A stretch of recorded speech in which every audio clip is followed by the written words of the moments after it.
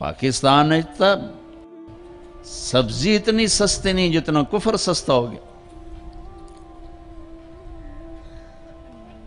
اتنی تو سبز مرچیں سستی نہیں جتنا کفر سستا ہو گیا. کافر کافر کافر کافر کافر.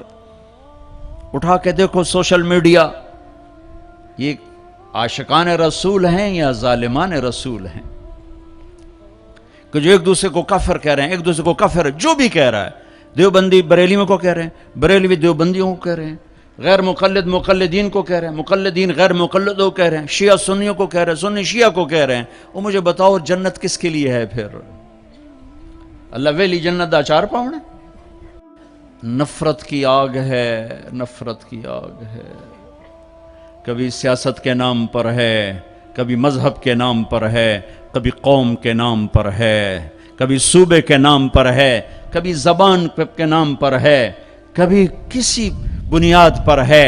میرے بیٹے انس، اس دل کو نفرتوں سے دھو دو، صاف کر دو، پاک کر دو. یہ میری عظیم الشان سنت ہے، اور جو میری اس سنت سے پیار کرے گا وہ مجھ سے پیار کرے گا. اب مجھے بتاؤ، یہ ہے عاشق رسول کا معیار. اگر میرا سینہ کسی بھی فرقے کے مسلمانوں کے بغض سے بھرا ہوا ہے، میں بڑا جذباتی ہو جاتا ہوں اس مضمون کو چھیڑتے ہوئے.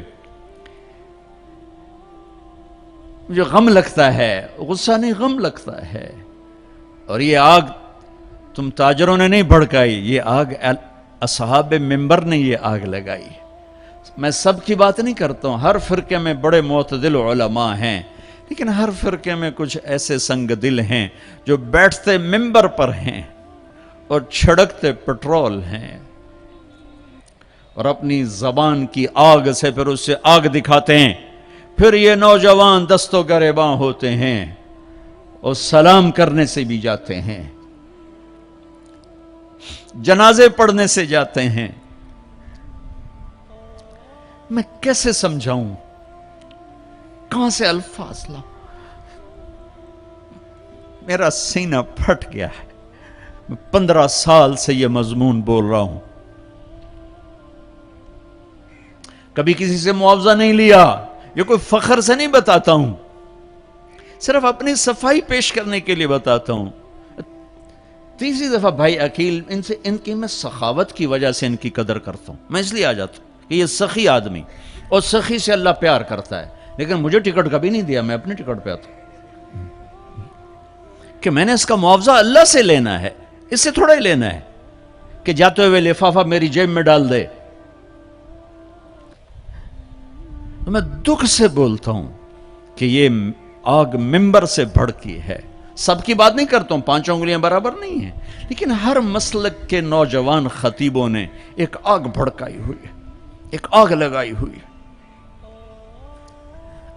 اچھا، ایک واقعہ یاد آ گیا. ابراہیم علیہ السلام کے لیے آگ بھڑکائی تو گرگٹ پھونکے مارنے لگا، پھونکے. اور نہ مرادہ تیری پھونک نال کی بڑھنا ہے، لیکن ایک برائی کا ساتھی بنا تو حکم ہے جہاں گرگٹ ملے اسے مار دو. یہاں نہیں پایا جاتا گرگٹ، وہ میں نے افریقہ میں دیکھے تھوک کے حساب سے، یہاں نہیں ہے. مارے چھپ کے لیے اس کی قسم ہے، گرگٹ نہیں ہے. اور کبوتر کو بھی پتا ہے میرے 2 چن جاندے پانی نال کچھ نہیں بڑھنا. اس نے چونچ میں پانی بھر کے ایسے اوپر ڈالا. اللہ نے کبوتر کی محبت پوری دنیا کے دل میں بٹھا دی.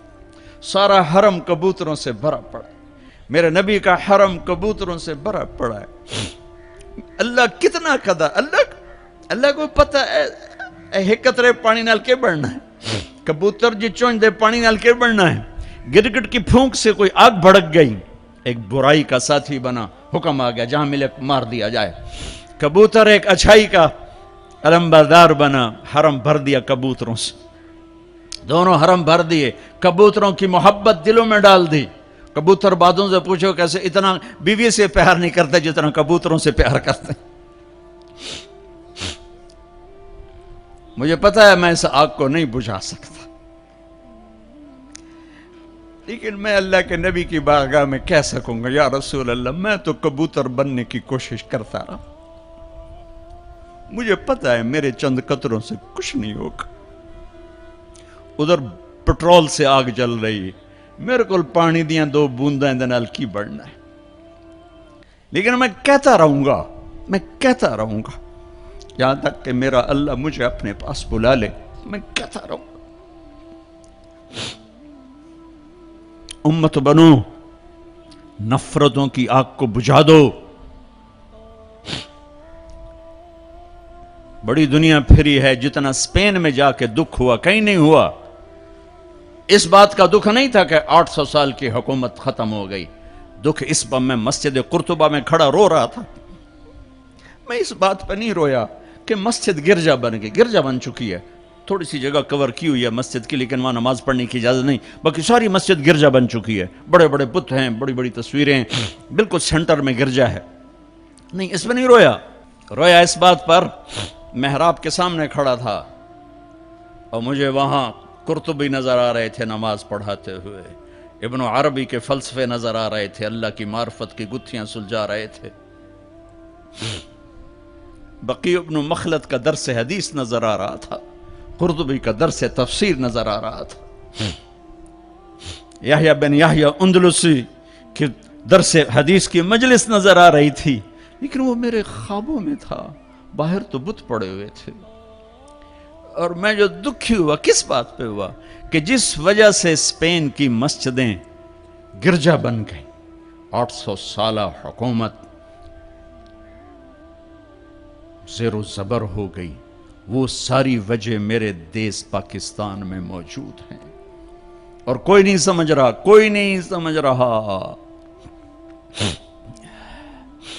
اس لیے میں نے کہا تھا, مردہ یزید پہ لعنت بھیجتے ہو اور زندہ یزید کے سامنے دست بستہ ہو کے کھڑے ہو. اس ایک حدیث کو سینے سے لگا لو, دل کھلے کر دو سب کے لیے. اگر آپ کی نظر میں کافر ہوں تو مجھ سے نفرت کیوں کرتے ہو؟ میرے نبی والا کام کرو نا, سینے سے لگاؤ, کھانے کھلاؤ, سمجھاؤ. تبلیغ والوں نے کیا کیا ہے؟ آپ کو ہاتھ جوڑ کے کہتا ہوں, تبلیغ میں ٹائم لگاؤ. پوری دنیا میں واحد دین کی محنت ہے جس نے محبت کا وہ پیغام پہنچایا ہے کہ امت کو فرقہ واریت سے نکال کر ایک امت پنے کی شکل دکھائی ہے. میرے نبی نے کیا کیا؟ عبداللہ بن ابی کا جنازہ پڑھا دیا. میرے نبی نے کیا کیا؟ منافق مسجد میں بیٹھے ہوتے تھے اور آپ کو ایک ایک منافق کا پتہ تھا, یہ منافق, یہ منافق, یہ منافق. کبھی نہیں مجلس سے اٹھایا.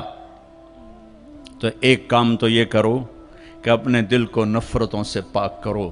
امت بن کے رہنا زیادہ پسندیدہ ہے اللہ رسول کو, یا کسی فرقے کا جھنڈا اٹھا کے کھڑے ہونا اللہ رسول کو زیادہ پسند؟ رہو اپنے اپنے فرقوں میں رہو. میں تمام اسلامی فرقوں کو سلام پیش کرتا ہوں, لیکن میں یہ ہاتھ جوڑتا ہوں کہ یہ جو ایک دوسرے کے دست و گریباں ہو اور ایک دوسرے پر تم نے کفر کی توپیں چلائی ہوئی ہیں, اللہ کے واسطے انہیں محبت کے بول میں تبدیل کر دو. ایک دوسرے کے گلے لگ جاؤ, ایک دوسرے کو کھلے ماتھے سلام کرو, ایک دوسرے کے پیچھے نمازیں پڑھو, ایک دوسرے کو قریب بٹھاؤ. اپنے نبی کی, تم چھوڑو مولوی کی بات, میری تھوڑا قرآن اٹھا کے پڑھ لو, قرآن اٹھا کے پڑھ لو, خود پڑھو. سارے تم پڑھے ہوئے بچے بیٹھے ہوئے ہو, اپنے نبی کی سیرت پڑھو. میری گل کتے مار چھڑو, مینوں دفع کرو, میں کون ہاں, میں مشت خاک. اپنے رب دا قرآن پڑھو, اپنے نبی دی حدیث پڑھو, اپنے نبی دی زندگی پڑھو, تو انہوں پتہ لگ جائے. تو آج اپنے نبی کی ایک عظیم الشان سنت پیش کر رہا ہوں کہ اس دل کو سب کی نفرت سے صاف کر دو. نیت کر دو نا سارے بھائی.